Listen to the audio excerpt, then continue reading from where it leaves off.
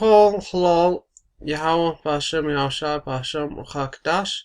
The more honor to the elder apostles, a great millstone, as well as honor to the men under the elder apostles, a great millstone. Shalom to the elect and those who hope to be of that number.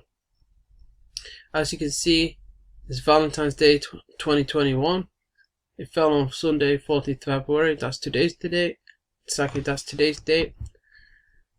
And Valentine's Day goes back to an ancient Roman festival called, an ancient pagan Roman festival called Lupercalia. You can find this on a myriad of websites. There's videos that go into documentaries. Nonetheless, it's pagan. Valentine's Day, Lupercalia. The origin of Valentine's Day. The eve of the Ides of February. The Ides is like 13th to the 15th of a month. So the Ides of February would be like, the 15th of February is the time when St. Valentine's Day is celebrated.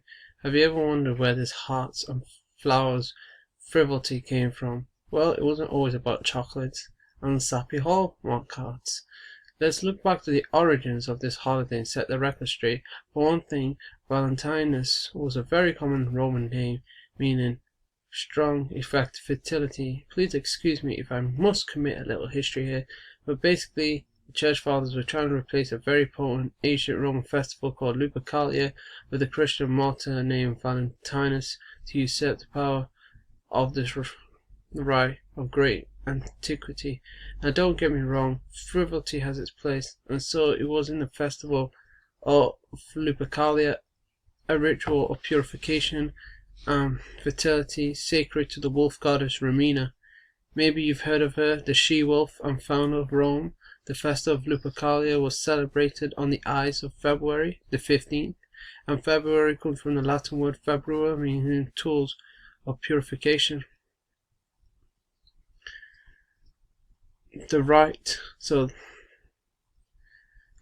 Gregorian calendar itself is rooted in paganism. The rite began in the cave of the she-wolf, where legend has it the founders of the city, Romulus and Remus, were suckled by the wolf goddess, as fate would have it, a sacred fig tree, symbol of the feminine sex, grew outside the cave, and vessels would come with cakes made from the corn of last year's grain harvest, laying them beneath the fig tree as offerings. Meanwhile, Ramina's priest would preside over the sacrifice of a goat. Now this was a pretty big deal, since this was the only time of year a goat was used as a sacrifice. It was an offering given to the guardian angels associated with the crops and the ancestral guardians, as well as the guardians of the city and community. The priests would mark their foreheads with its blood, which was then ritualistically wiped clean with a february, or tool of purification, which was, in this case, wool, dipped in the milk of the goat. The priests would then dress themselves in the skin of the sacrificial animal here being the goat, and using strips of the hide they would fashion a scourge, another tool of purification. They would then jog around in their little loincloths, running up and down Rome's seven-sealed hills, wielding their strips of hide, quote, purifying, unquote, anything and anybody in their path. Women seeking pregnancy and easy childbirth lined the streets, extending hands or barring their bodies to afford a better target, to be briefly and symbolically purified as they pass by. Fertility, of course, is worthless without sex. So as time passed, sex became the festival's primary focus for the average Roman citizen, and the occasion took on a character much like carnival. It got freaky. When the church tried to ban it, the people, needless to say, stubbornly resisted. Hence the substitute of St. Valentine's Day emerged with its more innocent version of love. And let's face it, folks, the real Cupid was not the cute little shut-up he is today, but rather a very randy Roman god responsible for a more tangible fertility. Cupid, Roman god of love, according to Britannica.com. This Edomite-looking fat baby with wings that they call Cupid.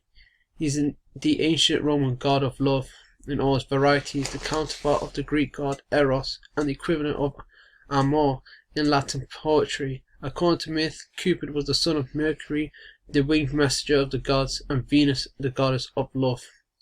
So he's the Roman god of love. He's another god. He's a false god. He's an idol. And if you're partaking of Valentine's Day, then you're reverencing, you're in awe and respect and fear of, you're worshipping this God without even realizing it. And I'm speaking to you Israelites here. The scriptures say, learn not the ways of the heathens, for the custom of the people are vain. But hey, how long will you simple ones love your simplicity?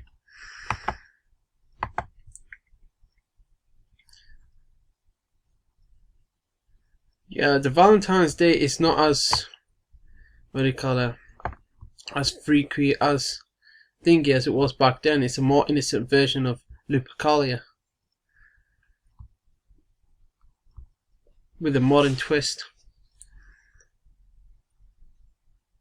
So all the frivolity aside, let's take ourselves back to the days when the wolf goddess Ramina was at the heart of this time celebration, as we purify and purge all of our afflictions and ills before we begin to plant the new seeds of creativity.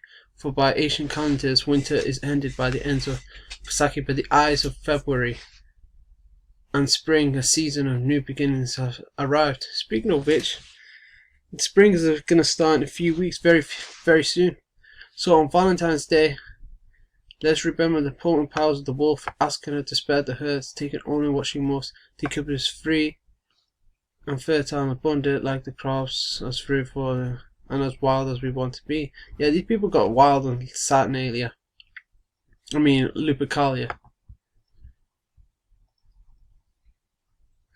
Oh yeah, and Christian is just a mocking term, okay? The disciples were first called Christians in Antioch. Can't even say that place right. Really, should be Mashiachim, those who follow after the example of Yahushua very closely. And I just want to get one more scripture. Wait, Deuteronomy 8.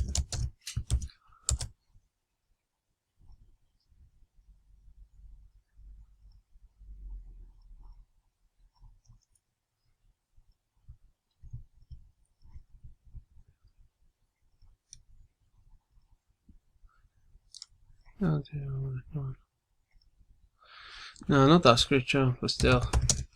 Jeremiah 10.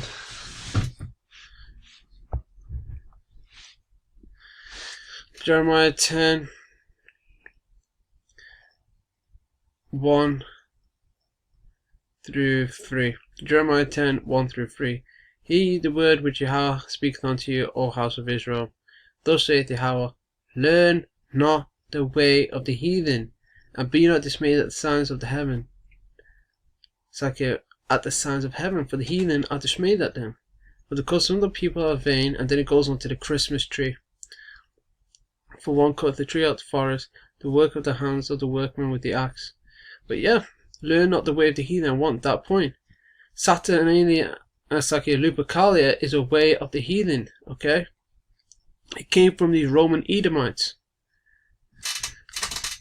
Not us. It's not, it goes against the Bible.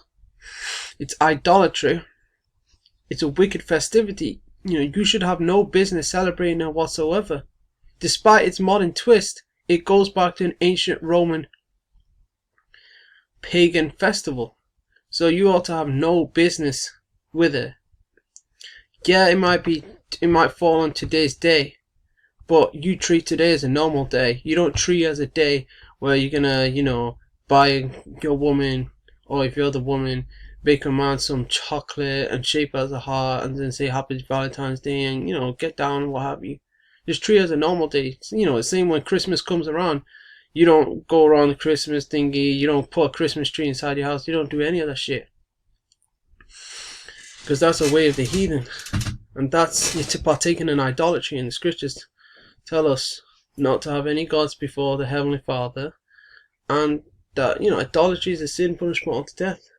Now, we can't keep the law perfectly in this kingdom, and of course we can't enact such laws. But hey, We're rehearsing the righteous acts. And I'm going to try and offend less.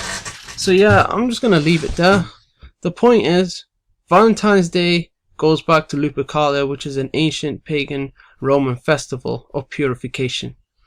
Hopefully this video was edifying. Until next time, Shalom.